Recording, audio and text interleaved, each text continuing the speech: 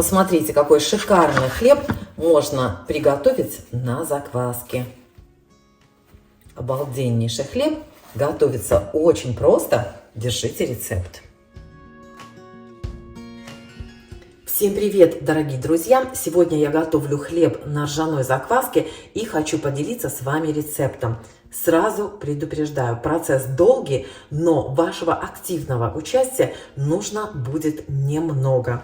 Я готовлю хлеб вот на этой закваске. Ей 4 года. Я ее периодически обновляю. То есть, понятно, да, что я ее пользуюсь, подкармливаю. Но приготовила я эту закваску почти 4 года назад, когда снимала видео для канала. Ссылочку на этот рецепт я вам оставлю в конце видео.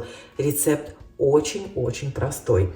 Для выпечки этого хлеба вам понадобится вот такая чугунная кастрюля. В Ирландии она называется Dutch Oven.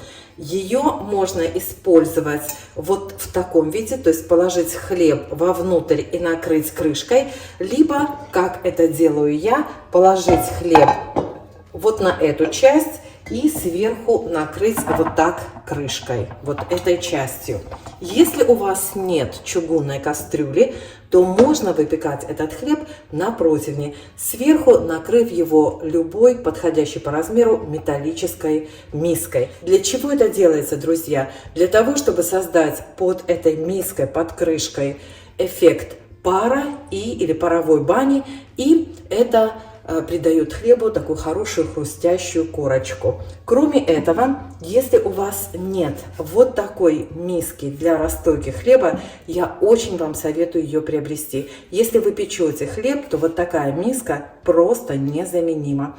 Если у вас такой нет, возьмите обычную миску, выложите ее посудным полотенцем и сверху нужно будет присыпать рисовой мукой. Опять же, если вы печете хлеб, советую вам приобрести пакетик рисовой муки. Дело в том, что рисовая мука не впитывается в хлеб и хлеб не прилипнет к вашей посуде, к вашему посудному полотенцу или вот к этой форме.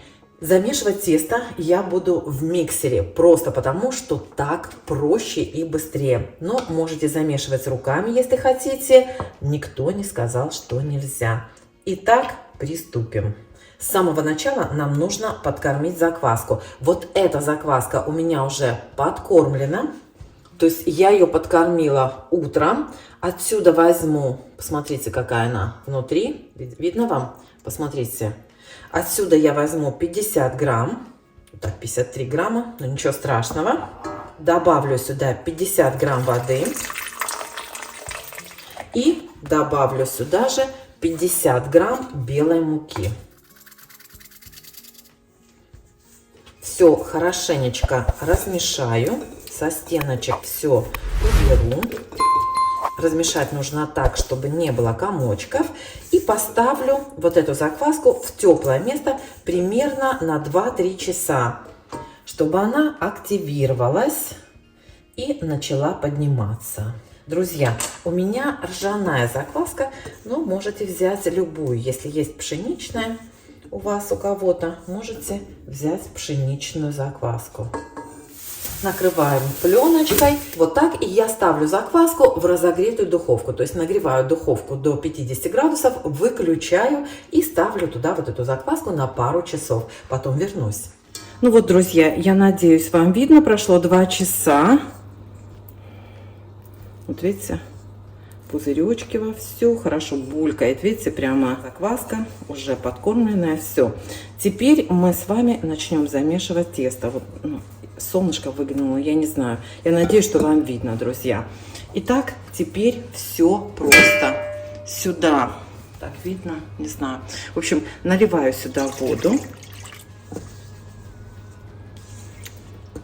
Обратите внимание, что закваска не расплывается. Видите? То есть она плавает в воде. Это говорит о том, что в ней очень много воздуха, и она хорошо подходит, скажем так, что хорошая, здоровая такая закваска. Теперь сюда просею 500 грамм белой пшеничной муки. Мука с высоким содержанием белка сюда нужна, такая, знаете, хлебная. И добавляю чайную ложечку соли. У меня вот эта ложка маленькая, пол чайной ложки, поэтому я добавляю 2. Все, друзья, начинаем замешивать тесто. Вот таким хлебным крючком. И буду замешивать минут 7-10 до гладкости. Для тех, кто будет спрашивать, девочки, можно ли сделать такой хлеб из ржаной муки, сразу вам скажу. Вот именно такой хлеб с чисто ржаной мукой у меня не получился никогда. То есть хлеб получается, он вкусный, но он не получается такой, знаете, пышный с дырочками. Обязательно нужно добавлять пшеничную муку хотя бы 50 на 50. Я делаю из чисто пшеничной муки в этот раз. Замешивать я буду сначала на низких оборотах, чтобы чтобы мука не брызгалась и не сыпалась во все стороны. А потом переведу на более быстрые или средние обороты, так, чтобы тесто хорошо замешивалось.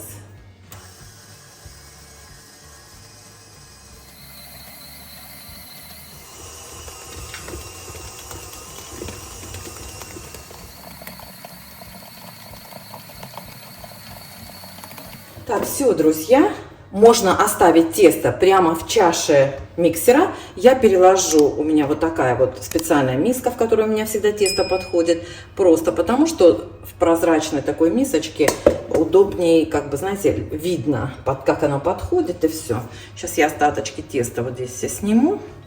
Тесто получается очень эластичным. Сейчас я вам покажу. Смотрите, не липнет совершенно оно к лопатке.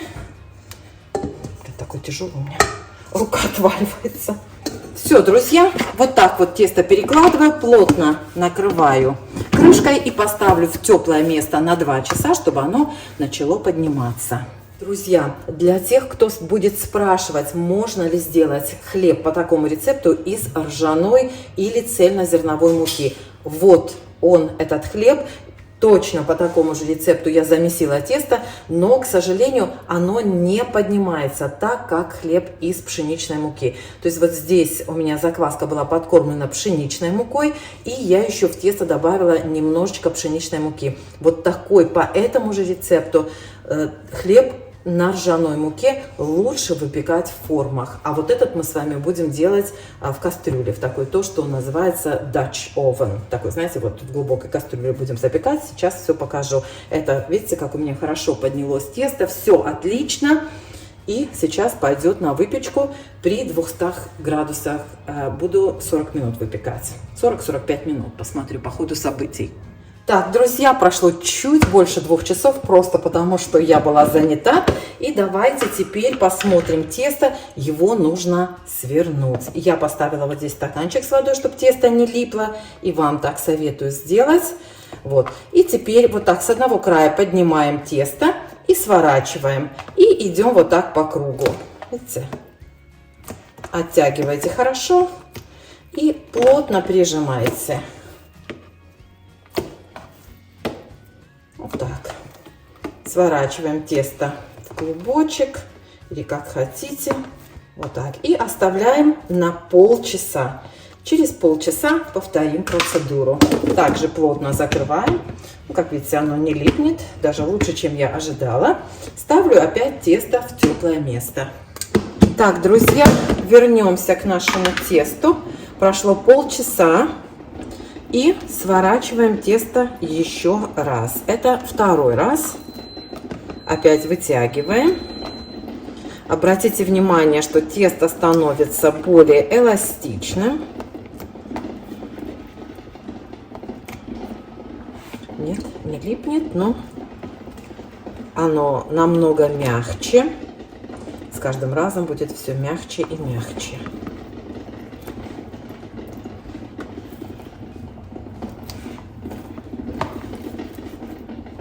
Обратите внимание на пузыри. Вот здесь уже, смотрите, видите, да? Вот уже пузырики появляются.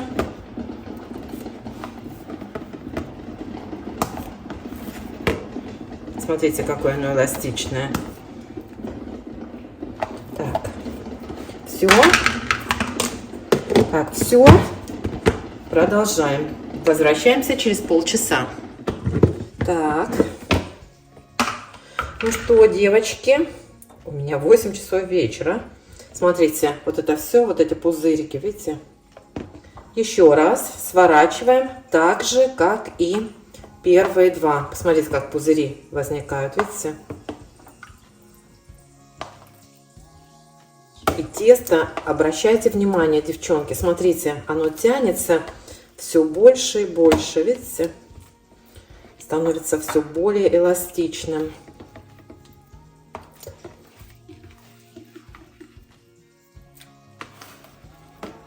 Ой, порвалось еще. Значит, еще недостаточно эластичная.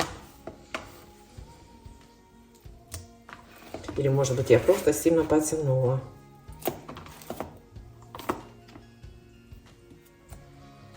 Вообще советую, девочки, начинать этот хлеб после обеда и дать ему подойти в холодильнике, так как я сейчас буду делать. Вот. И утром выпекать.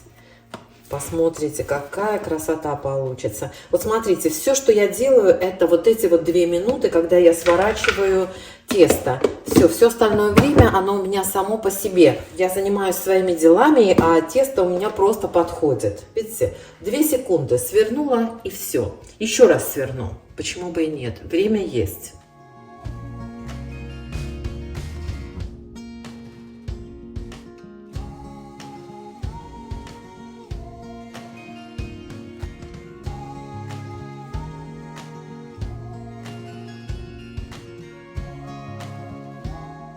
Так, это не мусор, девочки, это от ржаной муки кусочек там какой-то. Сейчас я его уберу. Вот так. Все, последний раз. Оставляем на полчаса. Через полчаса вернусь. Ну вот, друзья, все у меня готово. И теперь нужно тесто переложить в миску для того, чтобы оно поднялось. И поставим его в холодильник на ночь. Для холодного, как бы, брожения, да, для холодного поднимания. Чего? Как оно называется? Ну, в общем, вы поняли. Вот так вот я смазываю, скажем так, форму рисовой мукой. Еще раз повторюсь, рисовая мука просто не впитывается в тесто, и как бы тесто не прилипнет. Немножечко присыплю рабочую поверхность. И вот, посмотрите, какое тесто получается у нас на этот момент. И перекладываю тесто на рабочую поверхность. Видите, сколько дырочек. Вот так. Смотрите, совершенно сухая миска. Чистая, в смысле, чистая. И теперь, друзья, смотрите, что я делаю. Я тесто вот так вот разложу руками, аккуратненько его растяну во все стороны. Сделаю из него вот такой прямоугольник. Растягивайте так, как вот оно у вас растягивается. Теперь складываю в 3 раза.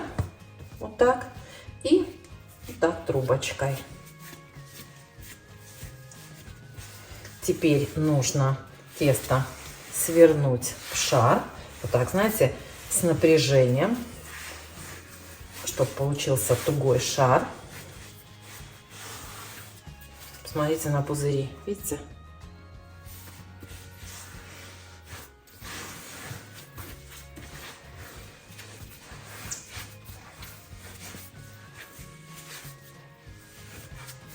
И перекладываю тесто, вот так шариком, перекладываю его вверх тормашками, скажем, сюда в мисочку. Смотрите, вот видите, пузырьки везде. Вот так слегка округлим это тесто.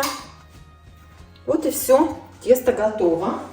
Я слегка присыплю рисовой мукой сверху, просто для того, чтобы оно не прилипло к пленочке, да? Иначе потом не оторвем. Все, накрываю пленкой и ставлю в холодильник. Сейчас у меня 9:30 вечера. Вот. И завтра утром будем выпекать хлеб. Всем доброе утро, друзья! Тесто у меня простояло в холодильнике. Посмотрите, вот так оно выглядит. Не прилипло, как видите, к пленке. Вот. И сейчас я начну нагревать кастрюлю. Поставлю ее в холодную духовку на 40 минут на 250 градусов. То есть первые 10 минут будет нагреваться духовка, а потом уже будет нагреваться сама форма вместе с ней. Вот еще раз показываю вам кастрюлю. Так, сейчас мы сделаем вот так. Смотрите. Кладу сюда бумагу для выпечки. Она не прилипнет, потому что, помните, да, все посыпано рисовой мукой. Переворачиваю хлеб на форму.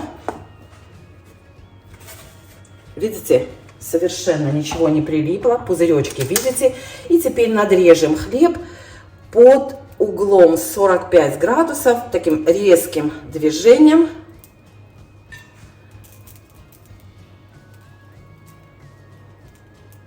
Лезвием лучше всего.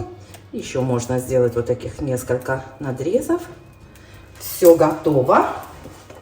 Смотрите, какая горячая кастрюля. Вот так. Я специально вот так вот накрываю. Нужно накрыть плотненько, чтобы внутри создался эффект пара, паровой бани. И все. Ставлю теперь в духовку на 25 минут. Температура духовки 250 градусов. Все, друзья, ждем 25 минут. Температура духовки у меня 240 градусов. Так, ну вот, друзья, таймер мой пропищал. Сейчас я сниму крышку, убавлю температуру до 200. Так, и сниму крышку. Оставлю еще на 20 минут. Вот так выглядит хлеб. Сняла крышку. Еще 200 градусов поставила. И еще на 20 минут сейчас поставлю. Девочки, не забывайте поглядывать на свой хлеб. У меня прошло всего 15 минут. 16, скажем так. И я хлеб вынула. Я думаю, что вот достаточно. Он готов уже. Девчонки, горячие, просто обалдеть. Осторожно. Так. Посмотрите, какой он внизу. Вот и все. Смотрите, какой шикарный хлебушек получился. Сейчас он остынет полностью. И разрежем, покажу вам, какой он получился внутри. Вот такой хлеб получился, друзья. Посмотрите. Сейчас он полностью остынет. И тогда разрежем, покажу вам его внутри.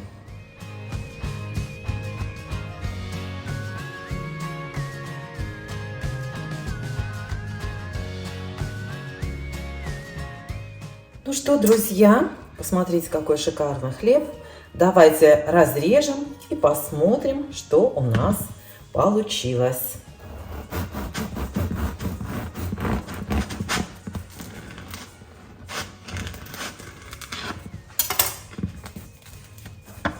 Посмотрите, какая красота. Шикарнейший нежный мякиш. Посмотрите.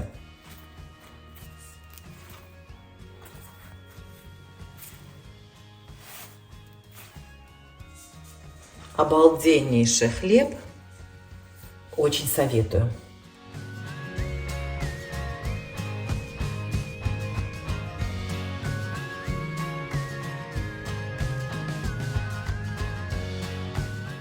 Друзья, ну а вот этот хлеб изготовлен по такому же рецепту, только из ржаной муки. Рецепт у меня есть на канале, ссылочку вам оставлю. Вот посмотрите на мякиш. Конечно, это совершенно другой хлеб, он не получается таким, как вот предыдущий, потому что хлеб на ржаной муке, конечно, ну очень трудно сворачивать, очень трудно растягивать, потому что он просто не растягивается. Все вы знаете, что в ржаной муке намного меньше, практически нет глютена, и поэтому очень трудно растянуть такой хлеб. Ну, вот если выпечь его в обыкновенной форме, не растягивая, не выдерживая, просто замесить тесто и поставить в форму, дать ему подняться и выпечь, получается вот такой, смотрите, вот такой шикарный хлеб. Обалденно.